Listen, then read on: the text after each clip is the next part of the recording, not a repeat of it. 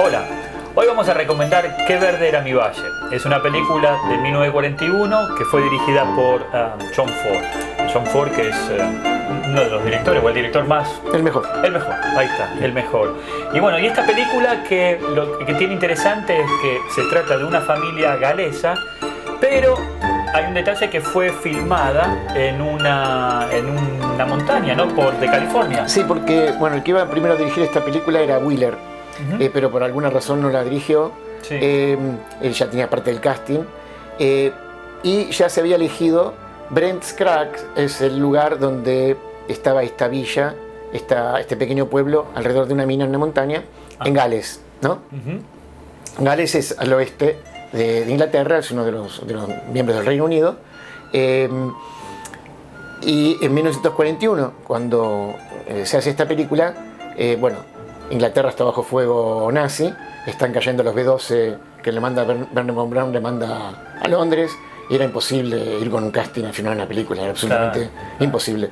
Entonces lo que hacen, para ver la magnitud de la producción de esto, lo que hacen es hacer una réplica de todo ese pueblo, igual, ¿no? Que la réplica tiene 80 acres en las montañas de Santa Mónica en Malibú, estas famosas, cuando uno habla de Malibú en California, 80 acres reproduciendo ese pueblo. Lo que uno ve en la película es en California, parece Gales, sí. Maravilloso. Pero antes de empezar, quisiera decir unas palabras. Esta película tiene un premio, que es el premio Oscar a la mejor película, pero no es un premio como cualquier otro de los Oscars. Este premio le ganó al Ciudadano Kane, de Orson Welles. Pasaron los años de 1941, ¿no? Ahora más de 80 años, y todo el mundo siempre la gente de cine habla del Ciudadano Kane, que es la mejor película.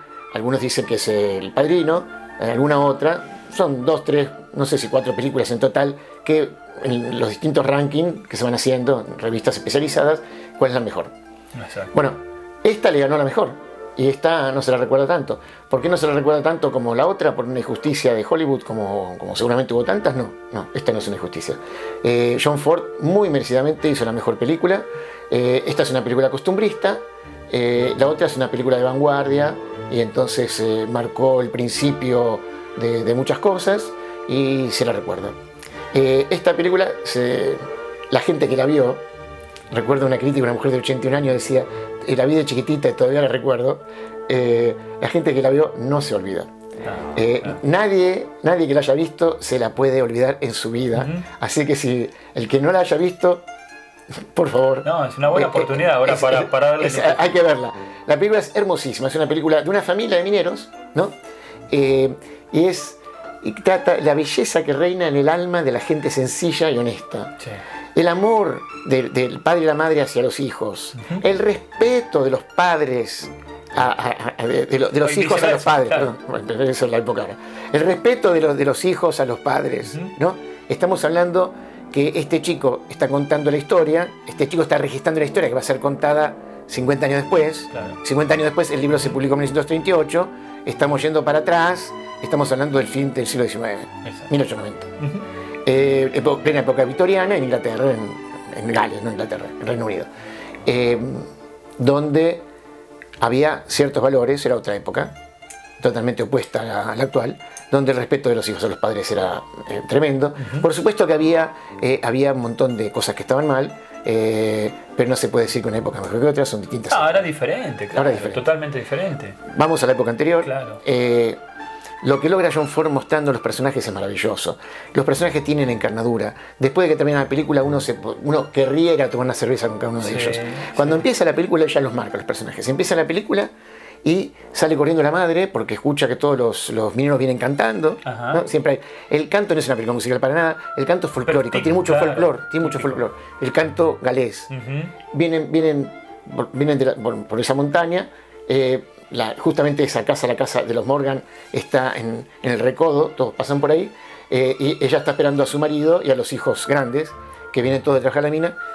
La única hija, la hija que tiene, que es Marion O'Hara, que es hermosísima, una pelirroja divina, viene, le pone el banquito, la mujer esta, que es una señora grande, se sienta con el delantal, levanta el delantal así, pasa el padre, deja unas monedas, ¿no? ese es todo el salario que tuvo, pasa el hijo mayor, deja las monedas, y todo va pasando así, ella lo pone en un frasco, después ella administra, ¿no? Es decir, no era que las mujeres estaban relegadas, las mujeres tenían tareas muy importantes. Sí, aparte muy importantes. Administrando las mejores. Dentro de los recuerdos de ese chico está su hermana María que la adora. María Ojara se enamora perdidamente del pastor, y el pastor se enamora perdidamente de ella. Pero el dueño de la mina viene a hablar con el padre. A pedirle la mano. A pedir la mano para el hijo. Del hijo, claro. Que era un hombre joven, pintón, ¿no? Todo. Y la pretendía esta chica, que era por lejos la más linda del pueblo, no había ninguna duda. Se quería casar con la más linda del pueblo. Y ella, antes de que eso suceda, va desesperada a la casa del pastor, ¿no? Y ahí no hace falta ni besos, ni abrazos, ni nada, porque eran las miradas, bueno, cómo lo hace Ford, eso hay que verlo, esta escena hay que verla, cómo lo hace, donde está toda la frustración de que él se manda un discurso, donde jamás la va a poder mantener, le va a dar una vida terrible, de pobreza. La cuestión es que esta mujer termina casándose con este hombre. El nene, después de un tiempo la va a visitar, se viste todo con un trajecito, el nene precioso.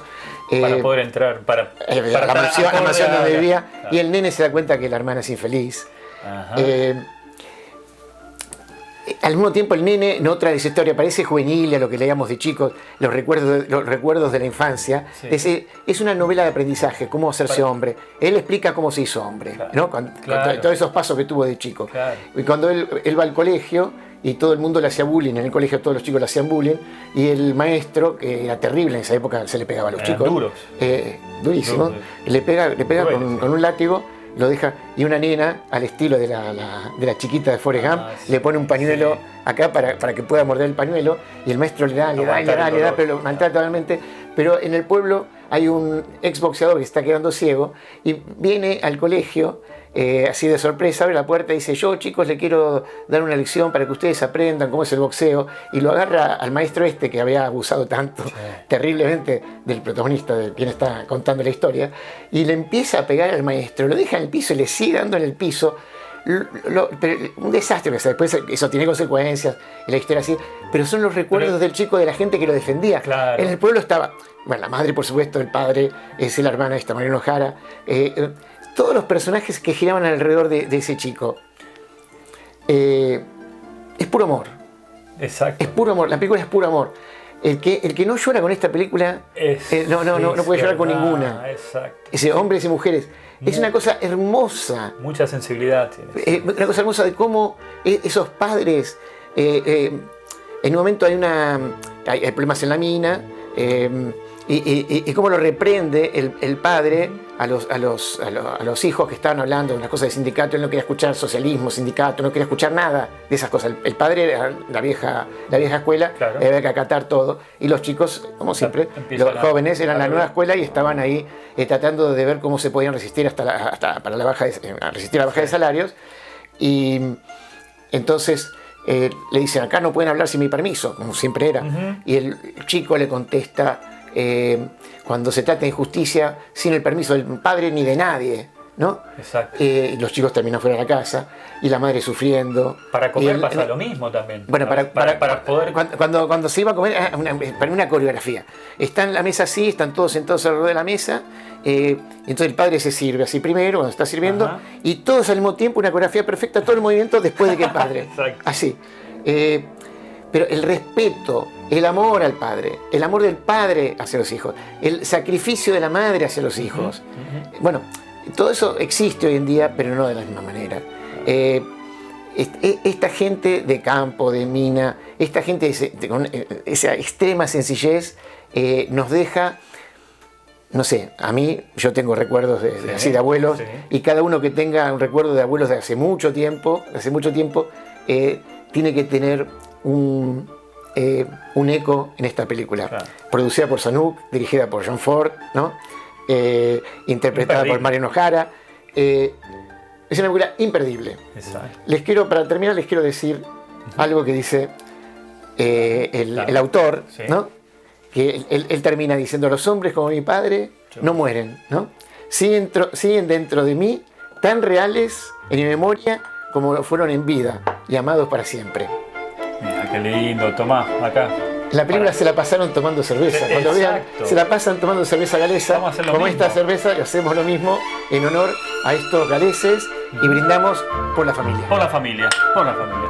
Y hasta la próxima Próxima película.